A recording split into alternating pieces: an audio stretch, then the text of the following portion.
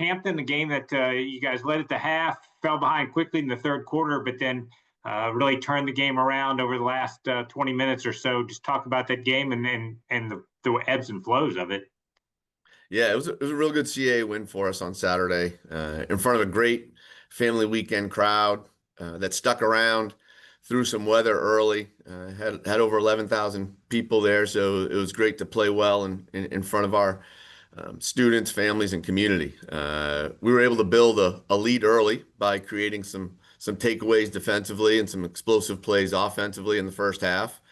But Coach Boykin and his team, they flipped the script on us in the first 4 minutes of the second half, creating 2 takeaways of their own and 2 touchdowns and to take the lead.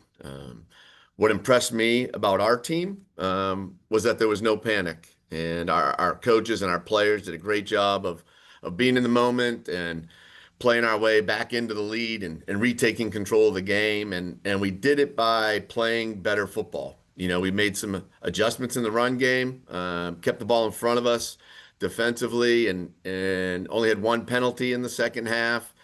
And the combo of TJ Thomas, Jamil Williams, and our offensive line, really generated some production on the ground and helped us take over that football game. Yeah, that's what I wanted to ask about next was 288 yards on the ground, unbelievable number. And as you mentioned, Jamel, 172 yards on only 13 carries, some big runs in there. And then TJ with some tough runs, 67 yards and a couple of touchdowns. Talk about not only the performance those guys had, but how they sort of worked as complements to each other. Yeah, they did. They both players, they are physical runners. When we can get their pads going downhill, and the way we came off the ball up front on the offensive line and getting a hat on a hat and creating some vertical creases, those guys were able to find them. And they're both going to run through arm tackles. They also have home run speed. And you mentioned it, they work together. Like, what impressed me, like Jamil, he got his yards offensively, but you look at TJ Thomas and you look at just his total production, all-purpose yards. I mean, he picked them up as a punt returner for us, as a kick returner for us. He made his touches count. Both of those guys did a great job for us. One thing I assume when you're able to have that success running the ball, then that kind of sets up the pass. And Isaiah Furman got behind the defense on a big play there for you in the first half. As you've gone back, what did you see on that play that Isaiah was able to do? Yeah, so it all came together for us, right? Like our plan going into this week, like we knew we were going to need to be more physical than we were last week offensively with the run game. And we knew that we would have some opportunities at shots, but that we would need to hit them. And so, we took several. That certainly was a big one for us. So that's who we're going to be. Like, we're going to attack the field vertically and make people, defend it. And we've got some talented receivers. So that's what our identity is. We're here with Elon head coach Tony Trisciani. If you have a question for him this morning, just use the chat feature or the raise your hand icon. Let's switch over to your defense, which also had a pretty good day. 4 sacks, 3 interceptions. A couple of those. We'll start with Ishmael Atkins, who picked off 2 of those, broke up a couple other passes. Talk about how big his plays were on the defensive end. Yeah, it was a real proud of the job that we did defensively. When you're facing the top rushing attack in the conference and really the last 3 years, those, Hampton, Coach Boykin and Hampton have been in the top 2 in rushing. So we knew it would be a test, especially with a quarterback who could pull it. And so proud of the job we did bottling that up for most of the game. And, the takeaways were big. Ish came up with 2 big ones, and Tony Hart with a second half interception. That set us up offensively. We just need to keep getting the ball back and give our offense an opportunity to push it down the field, and that's what we did. Question this morning from Bob Sutton. Good morning, Bob. Good morning. Tony, it looked like you got some pretty good pressure on the quarterback at times the other day. Was when maybe some of the younger guys, I think Chaz Knox was back there a few times. and he's a true freshman, if I'm not mistaken. How tough is that to kind of come in there and have that type of impact? Yeah, Chaz is a really good player. Him and Rylan Shibley, he's another true freshman that played for us up front. We've had some injuries up front on the defensive line, and we've been rolling a good amount of guys through there, playing at least 9 defensive linemen in each of our games. So yeah, proud of those guys.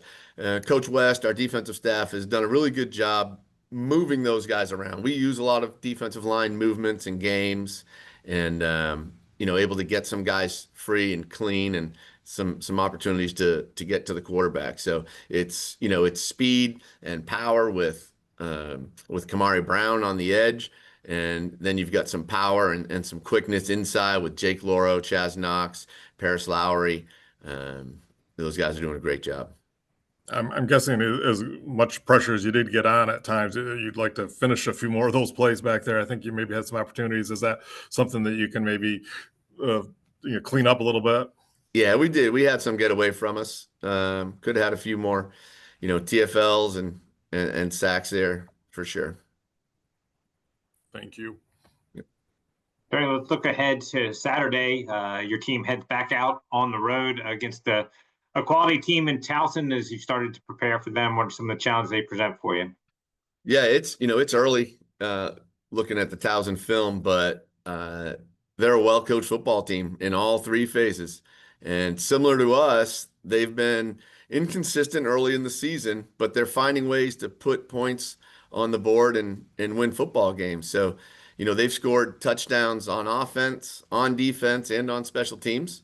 And I can tell that Coach Shinnick has, confidence in his guys. All you need to do is watch the end of the Morgan State game. He believes in the big leg of his kicker, Caden Williams, as they were willing to run the clock down there. And then once they were in range, yet still willing to take a shot with a freshman quarterback, to Andrew Indorf, to a veteran receiver and John Dunmore, and win the football game. So it's going to be a great CAA football game. You're looking at 2 teams that believe we can win the CAA. And why wouldn't we, right? Like, together, we've won a combined 9 conference games in a row. If you look at the end of last year and the front end of this year. But that's what's great about the CAA and conference play. It's all about, who you're going to be this week. So, we need to have a great week of preparation in all 3 phases. Coach Shinnick's going to have his team prepared. He's going to put opposing defenses in conflict and challenge our discipline. And he'll do it on special teams also. I'm actually looking forward to seeing what punt fake they've got next. But this game will be all about who prepares, better during the week and who executes on Saturday. Both teams have demonstrated performance that we will play hard and play for 60 minutes. So we're looking at a great CAA football game on Saturday. You mentioned that offense. The receiving group is a veteran group, guys that have been around for a while. But you mentioned true freshman quarterback Andrew Indorf. As you've looked at a little bit of tape of him, what impresses you about him, and how dangerous are their group of receivers as just a unit? Yeah, so with Indorf, really, I'm impressed with his poise, and how he can work in the pocket. He has enough escapability to scramble and pick up yards and hurt you there, but he's comfortable in the pocket. He's efficient as a passer, and he doesn't need to go win the game. He just needs to be the quarterback because he's got talent around him. And you mentioned a veteran receiving group that can stretch the field, and they're also going to make some contested catches, and they've got size. All right, Tony, thanks as always for the time today. Safe travel.